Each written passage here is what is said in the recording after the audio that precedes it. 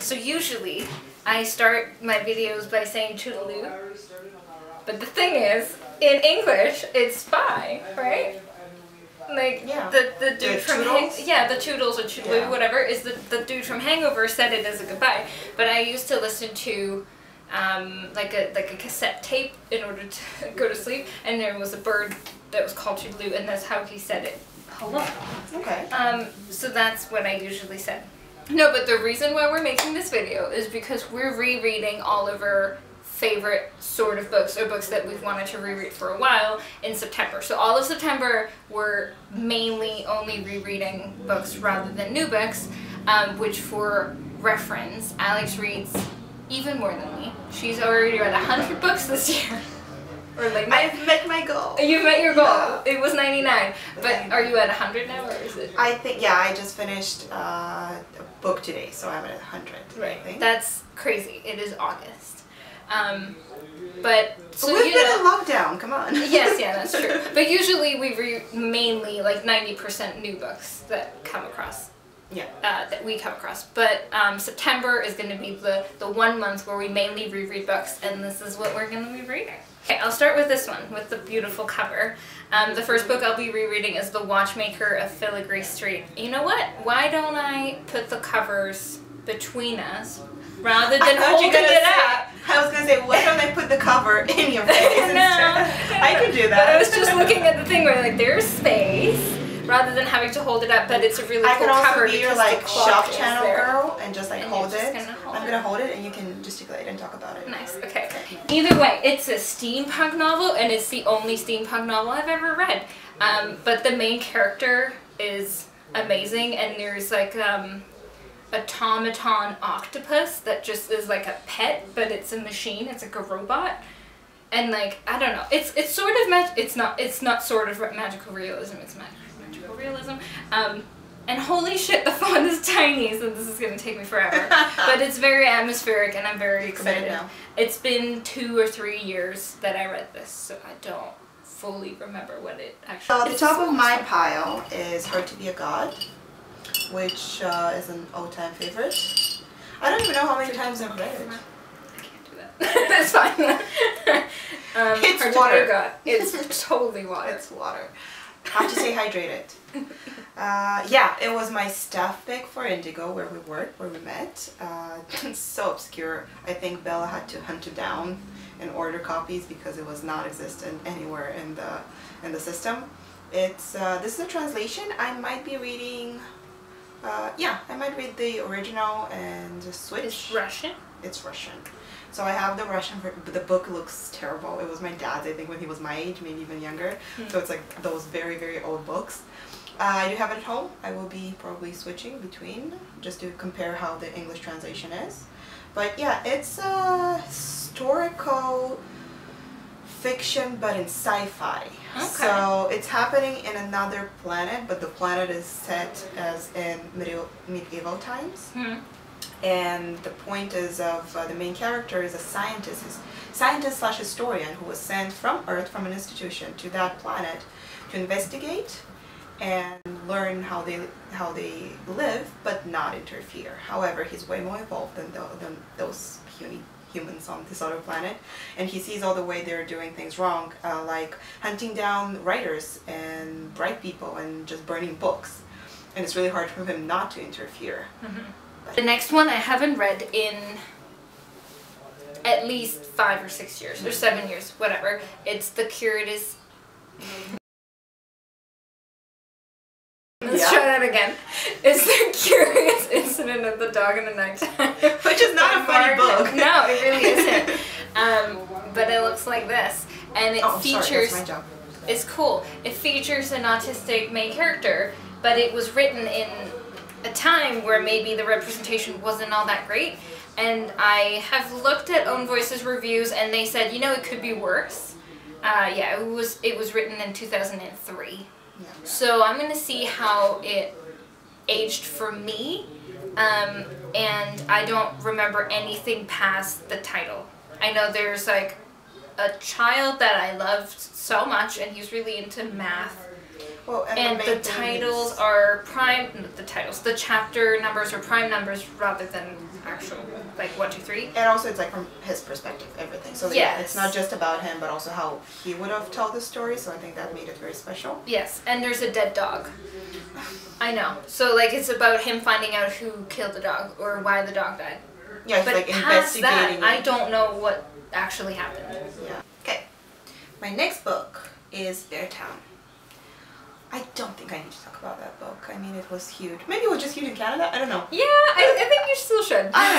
It's just, it's one of those books that if you tell somebody about it, they're gonna give you a look as like, why? And also like it's hockey. Because I did try to suggest that book to a coworker of mine, Yes. and she just did not get what I was trying to tell her. Yeah. Because it's about a very tiny town in, I want to say Sweden. Oh God, why do I never get those countries? Oh. It doesn't even say which country. But it's definitely a hockey playing country. Well, he's from Sweden, but He's I don't from know Sweden. if Beartown is set in Sweden. Well, I think he kind of writes about, yeah. Okay. So, Either way. I was not prepared, but I nailed it. So it's a very tiny town in Sweden, and all that town has going for them is the local hockey team. And that's all they live for. And the entire town is the main character in the story. I think that's what's beautiful about it. Yes, totally. It's about the relationships, it's about how this town is committed to the hockey team and to the players. And it's the athletic sports culture, I guess, in a sense, and how it's still praised no matter what they do. It's like that's forgiven and overlooked and sometimes even justified. And yeah, it's just Frederick Backman has a way with words that goes straight into my heart, tear my soul apart, and then leave me weeping for days. I'm not being dramatic. I might even get the second one once. I don't have the physical copy of the second one, but once I read that one, I'm gonna want to read it. So let's say the second one, that's tiny here, but it's Us Against You, is also probably gonna be on mine. Yeah, probably. Cool. The next one that I'm going to be reading is The Host, which everyone fucking hates, but I don't care. It's one of my favorite books of all time, but it's just one of my favorite books of all time. I probably read this like 5 to 10 times already, and it's big, but it feels like a really quick read. Oh, that's also tiny. I know. Well, and also there's a lot of things. It's 600-ish pages. This is the book that gets overlooked these days because Midnight Sun came out and all of the Twilight Saga series are on display.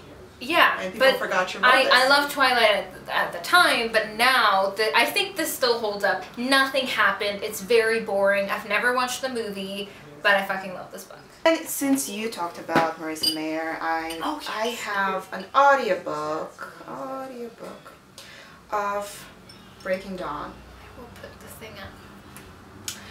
It's not a commercial for Apple. Or Libby. I love Libby. Libby is I know. Libby is the reason that, okay, not sponsored, but Libby is the reason I read as much as I do, because I sometimes get very restless to just sit and read a book.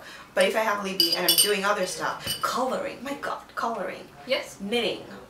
All the super stereotypical activities people picked up during quarantine. Yeah, but also chores and yes, like chores, walking. Yeah, commuting is easier. Cooking. Yeah, everything.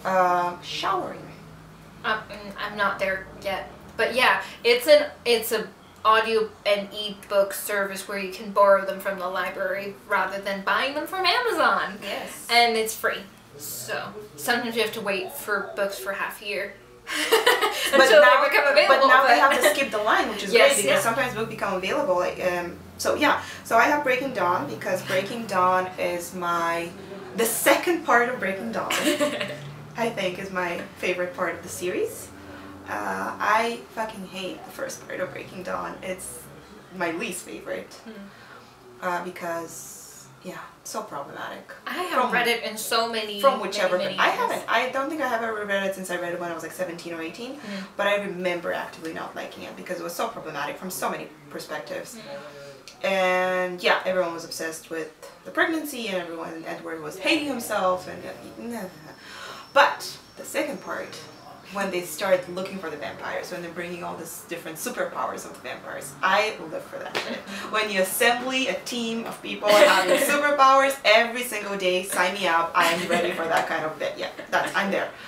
So Vampires Assembly, I guess, and that's why I'm reading the second part of Breaking Dawn. I'll talk about this one first. It's With the Fire on High by Elizabeth Acevedo. I feel like it's one of the less talked about ones because The Poet X and Clap When You Land are also by her, and they're more talked about. Definitely, yeah. This one is centered around a teenage mom who's still in high school, but it's kind of like after the whole pregnancy scare, she has her baby, she loves her baby, she's raising the baby, I don't actually know, whatever, with, I don't know the name, with the grandma. So it's her grandma, her, and then the baby, and she loves cooking, and she goes to Spain. I don't know if that's a spoiler. Either way, she does something really exciting with her cooking class, and it's very much the epitome of black joy. Like, yes, there's hardship and all that kind of stuff, but it's just such an awesome character, and there's so much joy and like romance and whatever in it that it makes me feel so good. I just love the tiny little pieces of fruit. And there's actual recipes in it. Yeah. Red. So much red. Red is the theme. And this is Gods Behaving Badly by Marie Phillips. The gods and their, again, superpowers, or in this case, super deep psychological issues the gods have. So because no one is worshipping them anymore, they have no powers, so they had to adapt. So they're still immortal, but they have no powers, basically. So they need to. So. Sorry. They need to adapt to regular life, and they live in that huge house that's very it's not very well maintained, it's not attractive at all, like it's very dirty, but they don't need as much like food or substance as people, so they still need to get by, like working as something. So for example, the easiest example is like Aphrodite is working as sex phone operator. Okay. Because the goddess of love, and why not? Yep. And it's about Apollo and how he usually messes up, because that's what Apollo does. And yeah, I remember liking it a lot. Cool. Okay, the thing that I'm going to reread that also is a beautiful cover is Felix Ever After. I just read this 3 months ago, I'm pretty sure. But I got the physical copy since then, and it's about a trans boy. Oh God, he has tattoos. They have he has good. tattoos. Yeah. You can see the scars. They did that so well. And he's just a teen in high school, like a passionate artist, and he starts getting transphobic messages, and someone, it's really fucking heartbreaking, just yellow. Someone puts up a gallery in his school with pictures of him before transitioning, and puts his dead name in there, so people like know his old name. Anyway, but it's mainly like a love and just like coming of age story, and it's beautiful and I love it. And there's a side character in it that I just want in my life real bad. His name's Ezra. Oh yeah, I heard. People named Ezra. I feel like we need more people named Ezra. I bought this book twice at the same bookstore within 1 month. If you're looking for tips on how to get your local bookstore to recognize you and remember you as the person who buys the copy of the same book twice in less than 2 weeks. Yes. Okay, well, my next read is the reason we're here today. Oh yes, oh my god, it is! This is the reason why we're friends. Because I've never met anyone that loved The Elegance of the Hedgehog, like actively. And then when we worked at the bookstore together, I met Alex, and she was like, oh yeah, it's one of my favorite books, and I was like it was that moment. There was a light going on and harps in the background, and we're just like your the romantic zoom in, whatever you want to call it. That was that moment. So if you like this book, comment and we'll have that moment with you. So I mean, it's a book about ennui. The word I'm looking for? Is it? I don't know. I feel like it is. What does that mean? You probably is the right word. I just don't know what it is. Ennui is like I was probably butchering it because my French is terrible. Okay. It's that feeling of sadness and melancholy, but it's not quite depression. So it's not like clinically diagnosed, but it's, well, she does want to kill herself. Yeah. But still, yeah. It's also when it was discovered when it was named as a thing, it was mainly addressed to teenagers and young people. So it's almost like suffering from young age and that feeling of being young and this deep, profound sadness. I that read this when I was overcomes you. 14. Yes. It's yes, so yes. pretentious. No 14-year-old should read this. It's very political, but it very much spoke to me. Yeah, I was a little bit older when I read that. I was maybe 19. But yeah, definitely just... It's an adult book. It's just the main character's 14. It's 13, also... 14, well, something. the thing is that I don't think a 14... normal 14, not you, will in any way finish this book because the book She's 12! She's 12, yeah, she's 12! Holy shit, I didn't realize. She is 12. And then she wants to kill herself on her 13th She's birthday. 12, she's super pretentious, she's not a likable little girl. No, she's but you love her, you love that child, especially I feel like the older you get, you relate to her more and you want to protect her more.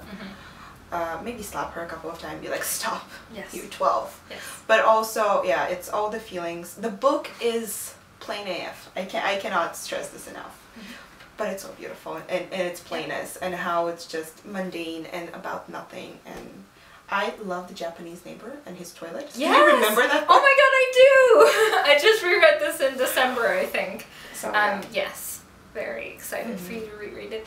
This is another one that I haven't read. Oh my god. Actually, this has been a very long time and this is a very dense sci-fi book. Okay, what is it? No, I know. It's all good. I wanted to see how long it was. Yeah, over 300 pages. This isn't going to happen. This is a very ambitious TBR. It's Oryx and Crake by Margaret Atwood, which is the first Margaret Atwood I've ever read. It's a terrible cover. I was going to say, no offense, but this is a terrible cover. What happened? It's a sci-fi book, and that's all I can say. Oryx and Crake. Jacket image by Arthur Press. Photonica. Well, with all due respect, and It's no like offense, graphic design's my passion. what happened?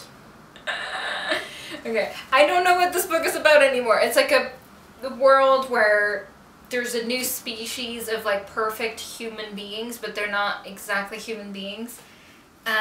Do you like that picture though, Margaret? Yeah, very nice. She's cute. The snow. You just call Margaret Atwood cute. I did. She's adorable. It's gonna be fun because I don't remember anything, so rereading it. Well, yeah. I feel like that's a good thing. If you remember that a book you liked gave you this feeling, but you don't remember it, it's almost like reading it anew, right? Exactly. Yeah. Okay. My last physical TBR is Looking for Alaska. There's a movie out there that I still haven't watched because it's on Hulu, and we don't get Hulu in Canada. Yeah. I don't know how many people need to tell that Hulu, but we don't get it in Canada. So I don't know how I'm gonna watch it, but I want to read the book because I think that out of all John Green books, Biggest for him. Sorry. yeah, no, I know It's a good one. Tiny Little Liars. What? 6.5 hours later. Anyway, Looking for Alaska. I just have so many quotes that I love from this book, and I want to reread it and get the general feeling again of just deep teenage angst. I feel like that's how this book can be described. The other books that I plan to read that we don't have physical copies of is Dig by A.S. King, which is about 4 teenagers that might or might not be connected or related. Are you trying not to? I'm not spoiling anything. There's so many potato references. So many references to potatoes and the way that they're farmed and grow. I love it. Oh, is that why it's called dig? Because you dig for potatoes? Sure. I never thought about why it's I'll called have dig. to read it. And then we're both rereading The Smell of Other People's Houses. Oh, yes, yeah. Which I currently don't have as an audiobook because Sophia has the audiobook. No pressure or anything. Nah, it's fine. It's I have a 2-week wait on Libby. Yeah, I hope to get it soon. It's a beautiful, beautiful book. Yeah, that follows 3 teenagers in Alaska and their stories. Oh, and I wanted to reread All My Friends Are Superheroes, which was my staff pick at Indigo, but I haven't read it since. And it's very short and weird literary fiction with a twist where, like, people have random superpowers, but the superpowers are like, he's the ear, he can hear everything. And like I don't even know how to like imagine that. Is he an actual literal giant? Oh, and I wanted to reread No Matter the Wreckage by Sarah Kay, which is a poetry book, and it's beautiful. Wow. I would definitely pick up more things. I'll see what's available on audiobooks, because I need more audiobooks, because again I move around quite a lot, so I need to listen to something while I'm doing that. We can go live once we're done and say how this month was. Sure. On YouTube? I have no idea. I'm a dinosaur. The thing is too that like the 2 people that are watching this are in Germany. So I guess if we're doing like Sunday morning here or Saturday morning here. I just love going live, you know. Nobody watches me, nobody follows me. But I love the idea of going live. You can do that. So, you can totally do that. So I'm sure fun. my mom will be really into it. My mom will watch that. Oh my god. Hi, Hi, Sophia's Mom. Thank you so much for Sophia. I've been meaning to send a thank you card for a while now. So this is my virtual thank you. Please give me your mom's address so I can mail her something. Totally. So grateful. Our camera died, so thank you for watching. If you watched.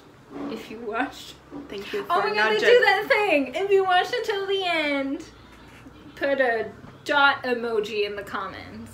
Like don't put a dot emoji in the comments. Dot. Don't put a black. If you watched till the end, tell us what you think. Like, I mean, put some effort and or okay, but that's the thing where like sometimes the comments are full of one emoji, and then when people go to watch or to read the comments while they watch the video, they see all these random like camera emojis or whatever, and they're like, why? And then it's because the person at the end is like, I vote kiwi. a kiwi emoji. Kiwi is there emoji. a kiwi emoji? Okay, cool. So we're gonna upload a video. Okay, this is a steep promise, but every Saturday for the next 4 Saturdays, we'll upload a vlog with a reading experience for rereading all of these books. Read September. Catchy. September-y read. Hashtag September. We'll call it whatever. Back to faves. I Back like to it. faves. Back to faves. Back to is good. faves. Not all of them are my favorite books. Back to known books. That's catchy. We're good. We'll get there. Okay, bye.